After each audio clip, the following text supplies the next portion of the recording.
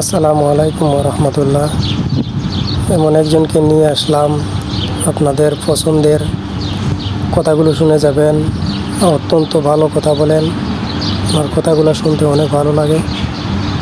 আপনাদের মতামতগুলো video last পর্যন্ত দেখবেন, মতামতগুলো কমেন্টে জানিয়ে যাবেন ওনার কথাগুলো কেমন লাগলো।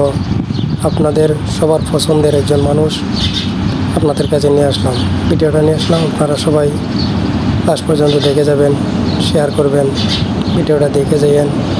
ভালো লাগলে লাইক করবেন। যদি নির্বাচন হয়, আমরা আপনাদেরকে কথা দিতে পারি যে আমরা কোনো দলীয় সরকার কায়েম করব না। ইনশাল্লাহ আমরা জনগণের সরকার কায়েম করব এবং সেইটা করার জন্য যা দরকার, যত সিট যাকে যাওয়া দরকার তাকে নিয়ে সাথে নিয়ে আমরা একটা ঐক্যমতের সরকার গঠন করার চেষ্টা করব, যদি আল্লাহ কবুল করেন। আর যদি আল্লাহ অন্য কাউকে কবুল করেন, তাহলে আমরা তাদেরকে কোরআনের মূলনীতির ভিত্তিতে আমরা তাদের সাথে হ্যান্ডেল করব।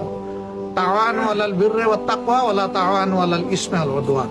আল্লাহকে ভয় করা এবং ভালো কাজে তোমরা পরস্পরকে সহযোগিতা করো, অন্যায়ের কাজে সহযোগী হইও না।